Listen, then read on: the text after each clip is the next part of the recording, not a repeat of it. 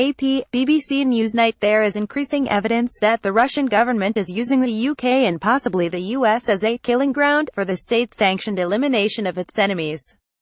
The most recent targets are former Russian military intelligence officer turned defector Sergei Skripal and his daughter, Yulia. The Russian have been very good at covering their tracks, said one expert. A lot of this stuff is really difficult to prove. And if you don't have clear evidence, what's the point of going into court? London, Britain offers wealthy Russians many attractions: the great city of London, the bucolic countryside, exclusive schools, and a global financial hub. But for some former spies and other foes of President Vladimir Putin, it has become lethal.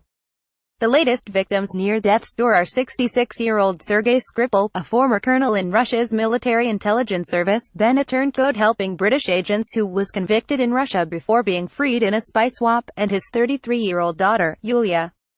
Both were found comatose on a public bench Sunday in the medieval English city of Salisbury. British officials say they were exposed to a rare nerve agent of undetermined origin. Their prognosis is unclear. Officials have not said if they have suffered irreversible damage. Some lawmakers and a former top law enforcement official say the nerve agent attack fits a pattern of suspicious deaths in the UK and in the United States. They are calling for a high-level police investigation into whether Britain has become a killing ground for the state-sanctioned elimination of enemies of the Russian government. The deaths that have caused qualms include a man who was impaled through the chest by the spikes of an iron fence, a former Putin aide found dead in a Washington hotel room with blunt force injuries, and an ex-spy poisoned by radioactive tea. British officials have not openly blamed the Russian government for the brazen assault of the Skripals, but it is raising hard questions on how to deal with Russian aggression, even as officials in the US are trying to determine how to respond to Russian interference in US elections. Russian leaders just go wherever they have to go to get their guy, Sergei Skripal, in 2004, in footage obtained by Sky News. Sky News: several politicians, analysts and intelligence agencies believe the case of Skripal, who moved to Britain after he was freed in a 2010 spy swap, may prove to be the work of the Russian government, Russian organized crime groups, or a fluid alliance of the two. Russian leaders seem to go out of their way to get rid of anybody that seems to be in their way, someone who's betrayed them, someone who's interrupting the money flow, and they don't seem to care about borders. They just go wherever they have to go to get their guy, said Joe Serio, the American author of Investigating the Russian Mafia, who spent nearly 10 years with the anti-organized crime unit of Moscow's police. Britain happens to be one of the central places where Russians flee. It's the gateway to the West, the seat of the language, the seat of the empire, the seat of major finance, Serio said.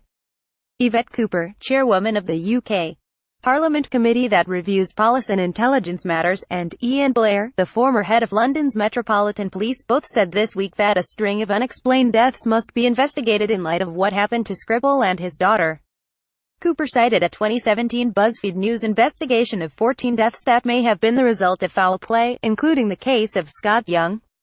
He worked with Putin's critics before his body was found impaled on railings outside his London apartment in 2014. Police said the case not suspicious at the time and treated Young's death as an apparent suicide, although the coroner said the evidence was inconclusive. The Home Affairs Committee chairwoman called for the National Crime Agency to scrutinize the 14 deaths in light of reports that U.S. intelligence officials believe they may be linked to Russia, even though British police have not reached the same conclusion in most cases. No attempt on an innocent life on British soil should go uninvestigated or unpunished, Cooper said. Alexei Nikolsky, Kremlin pool photo, AP Images. A chilling warning. There was also a chilling message from Moscow in the days after the attack on Skripal. A Russian state television news anchorman warned potential double agents they should expect a shortened lifespan in Britain. Alcoholism, drug addiction, stress and depression are inevitable professional illnesses of a traitor, resulting in heart attacks and even suicide, Kirill Klimonov said. He didn't mention nerve agents, or radioactive poisons, like the one used against former spy Alexander Litvinenko in 2006, as other possible risk factors. The Litvinenko case is the best documented. The former KGB agent who had defected to Britain and publicly criticized Putin died in November 2006, 3 weeks after drinking tea containing the radioactive isotope polonium-210. Litvinenko died slowly, with the poison transforming him into a stick-thin figure wasting away on a hospital bed, and he blamed Putin shortly before he died. A decade later, a laborious public inquiry concluded he had been killed by Russia's security service, probably with Putin's approval. Less clear is the 2013 demise of Boris Berezovsky, an affluent Russian businessman who moved to Britain in the early 2000s after breaking with Putin. He was an outspoken critic of Putin's policies, and at times was allied with Litvinenko, until he was found dead on a bathroom floor at his home in southern England. He had a scarf around his neck, leading many to think he had taken his own life, but after an inquest the coroner concluded it was not possible to establish beyond a reasonable doubt whether the oligarch was killed or committed suicide. There are also serious doubts about the 2012 death of Alexander Perepilichny, a Russian businessman who provided vital testimony against Russian officials accused of stealing $230 million from a London hedge fund. He died near his rented home while jogging. 2 autopsies were inconclusive, with no obvious signs of foul play, but colleagues suspect he may have been poisoned with a rare, difficult-to-detect plant. A coroner's inquest is underway, but no cause of death has been established. Unusual deaths have also taken place outside of Britain. The 2015 death of former Putin aide Mikhail Lesin in a Washington hotel room was officially blamed by the District of Columbia's chief medical examiner on accidental injuries suffered after days of heavy drinking, but officials never explained how he got the blunt force injuries to his head and body. The forensic tent, covering the bench where Sergei Skripal and his daughter Yulia were found, is repositioned by officials in protective suits in the center of Salisbury, Britain, March 8, 2018. Reuters. Peter Nichols. The Russians have been very good at covering their tracks. The military-backed investigation of the Skripal case has transformed the pleasant city of Salisbury into a major crime scene. Specialist police and oversized yellow hazardous material gear are searching for clues, and forensics tents have been erected over suspicious areas, including the gravesite of Skripal's son, who died last year.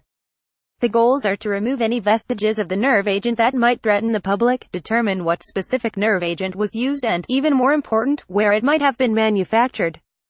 That could go a long way toward determining if the crime indeed has Russian origins or if the early speculation is off base.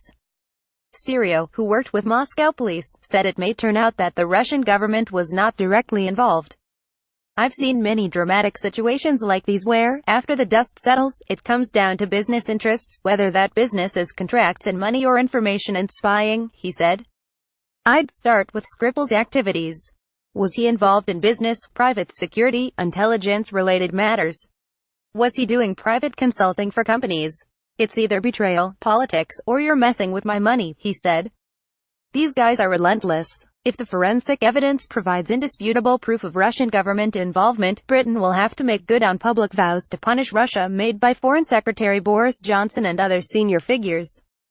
But the arsenal at Prime Minister Theresa May's disposal is limited, in part because promising relations between the two countries soured after the Litvinenko case and Russia's intervention in Ukraine. I'm not sure there are a lot of clear options for the UK government on this, said Robin Niblett, director of the Chatham House think tank. Expulsion of diplomats. No Prince William at the World Cup in Russia. Some lobbying with the European Union, making political capital, saying this is why you need sanctions in place. He does not believe British police and courts have been lax. Instead, he said the Russians have been effective in a crackdown on former agents who cooperate with British intelligence. The Russians have been very good at covering their tracks, he said. A lot of this stuff is really difficult to prove. And if you don't have clear evidence, what's the point of going into court?